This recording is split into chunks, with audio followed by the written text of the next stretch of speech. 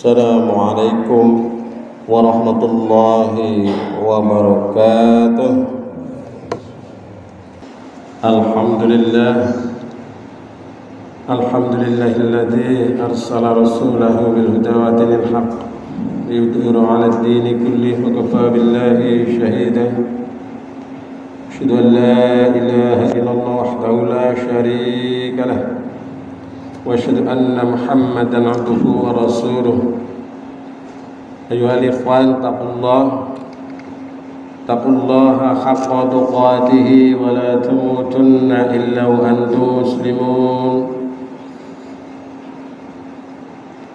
Allahumma shalli ala Muhammad wa ala ali Muhammad kama shallaita ala Ibrahim wa ala ali Ibrahim wa barik ala Muhammad wa ala ali Muhammad kama barakta ala Ibrahim wa ala ali Ibrahim fil alamin innaka Hamidum Majid. Qala Allah Ta'ala fil Qur'anil Karim, a'udzu billahi minasy syaithanir rajim, wa innaka la'ala khuluqin 'adzim. La yasduru 'adzim amma ba'du. Jamaah Jumat yang dirahmati Allah, marilah pada kesempatan ini kita meningkatkan rasa syukur kita kepada Allah Subhanahu wa Ta'ala atas segala nikmat karunia yang diberikan Allah kepada kita, yang tiada terhitung, yang tiada terbilang jumlahnya. Insyaallah dengan kita senantiasa bersyukur kepada Allah, maka kita akan ditambah nikmatnya. Bersyukur dalam hati, bersyukur dengan lisan, dan bersyukur dengan perbuatan kita. Selanjutnya mari kita berusaha meningkatkan iman dan takwa kita kepada Allah Subhanahu wa Ta'ala dengan berupaya melaksanakan perintah-perintah Allah, dengan dibarengi kita untuk meninggalkan larangan-larangan Allah Subhanahu wa Ta'ala. Insyaallah jika demikian itu, maka kita dimasukkan ke dalam golongannya orang-orang yang bertakwa. Dan orang yang paling mulia inilah orang-orang yang paling bertakwa. Inna akramakum 'indallahi atqakum. Sesungguhnya orang yang paling mulia di antara kamu sekalian adalah orang-orang yang paling bertakwa di antara kamu. Jemaah yang dirahmati Allah, kita dalam hidup dan kehidupan ini silih berganti dan mengalami fluktuasi. Terkadang kita merasa menjadi baik, kadang-kadang kita merasa biasa saja, dan mungkin terkadang kita merasa sedang terjerumus. Maka dari itu, mari kita berusaha untuk menstabilkan hidup dan kehidupan kita, yaitu dengan memperbaiki akhlak kita. Karena inilah tujuan utama dari misi kenabian, misi kerasulan Muhammad sallallahu alaihi wasallam. Maka dari itu, mari kita berusaha untuk memperbaiki akhlak, memperbaiki moralitas, memperbaiki perilaku kita masing-masing. Innama bu'istu liutammima makarimal akhlaq, kata Nabi. Tidaklah aku diutus kecuali untuk menyempurnakan akhlak. Lalu bagaimana upaya kita untuk memperbaiki akhlak kita masing-masing? Yang pertama adalah dengan membenarkan akidah, yaitu keyakinan kita, ketauhidan kita, mengesahkan kepada Allah Subhanahu wa Ta'ala dengan keesaan yang paripurna, dengan tauhid yang murni, agar kita terselamatkan dari akidah, dari keyakinan-keyakinan yang lain yang bisa merusaknya. Karena pada dasarnya akhlak itu adalah buah daripada keimanan kita kepada Allah. Akhlak itu buah dari ibadah kita pada Allah Subhanahu wa taala. Maka Rasulullah berpesan, orang yang paling sempurna keimanannya adalah yang paling baik akhlaknya, ahsanuhu khuluqan. Maka mari kita berusaha untuk menguatkan akidah keyakinan kita kepada Allah Subhanahu wa taala.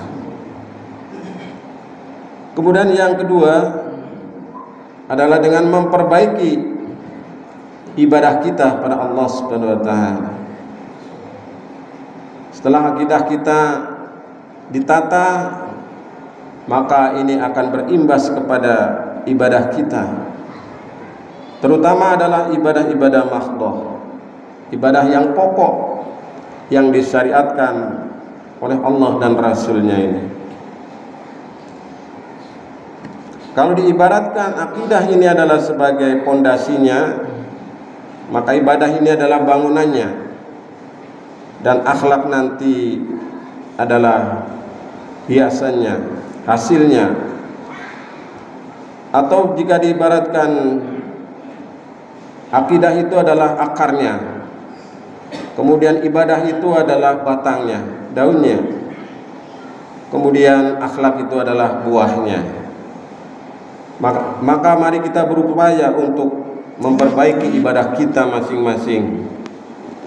Selagi kita masih ada waktu, selagi masih ada kesempatan, mari kita upayakan untuk terus istiqomah dalam beribadah kepada Allah Subhanahu wa taala. Baik ibadah dalam pengertian yang sempit maupun dalam pengertian yang luas.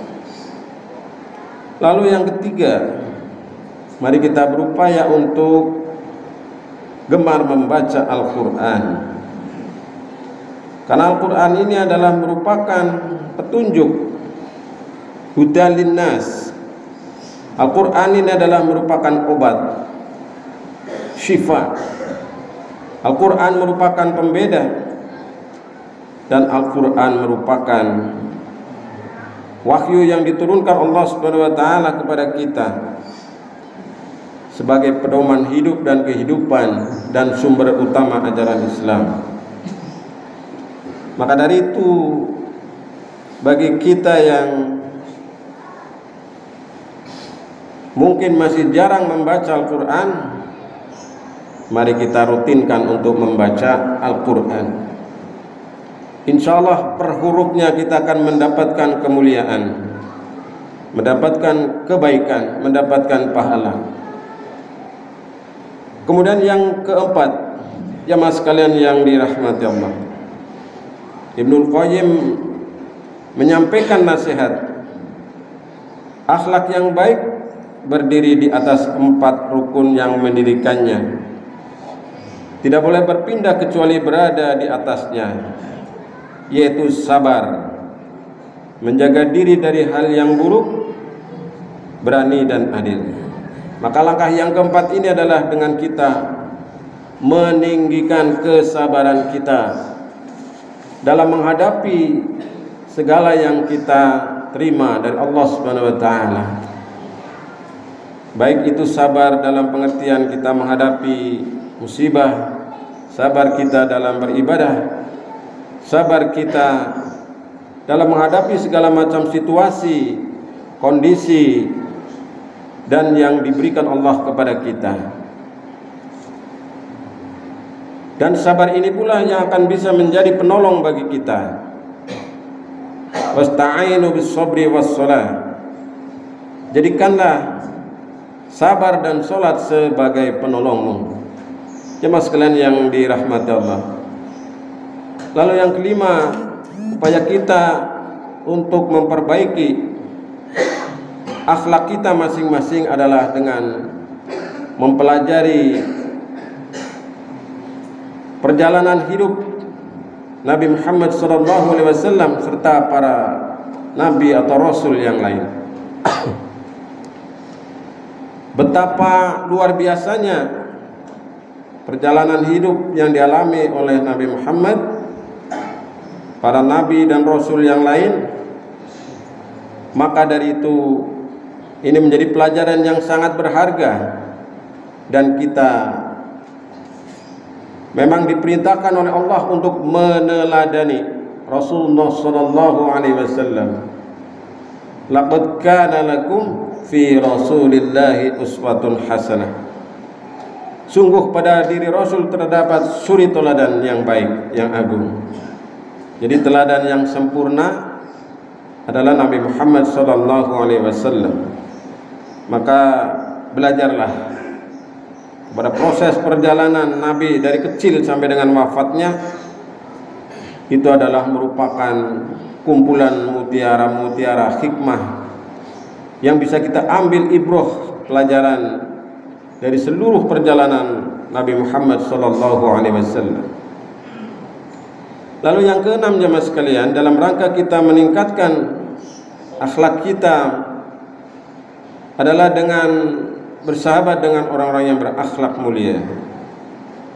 Secara universal kita memang harus bergaul dengan semua orang, dengan semua manusia, bahkan semua makhluk.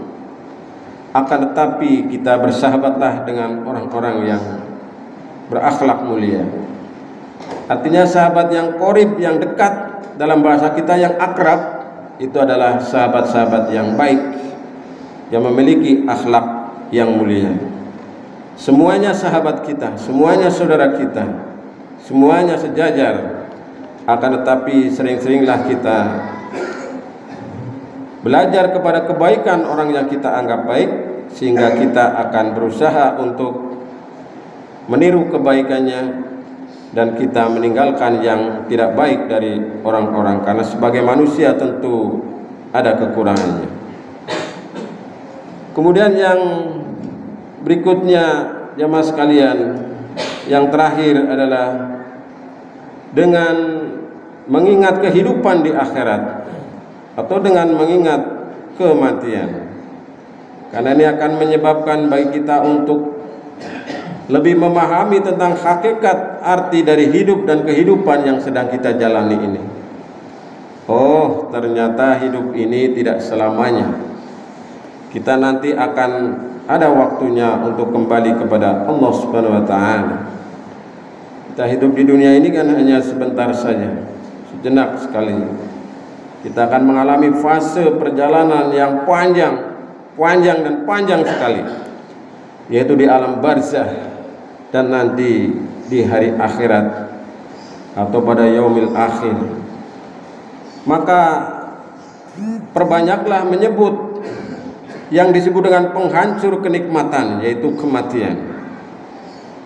Jadi perbanyaklah kita untuk mengingat hal yang demikian, sehingga kita lebih bersemangat dalam beramal, lebih bersemangat dalam meninggalkan keburukan dan kemaksiatan, dan lebih bersemangat kita dalam mendekatkan diri kepada Allah Subhanahu wa taala. Inilah jamaah sekalian sekelumit secara singkat, mudah-mudahan bermanfaat khususnya bagi diri saya dan umumnya kepada jamaah sekalian. Barakallahu li wa lakum fil Qur'anil azim, wa nafa'ani wa iyyakum bima fi minal ayati wa dzikril hakim. Aqulu qawli hadza astaghfirullahal azim, innahu huwal ghafurur rahim.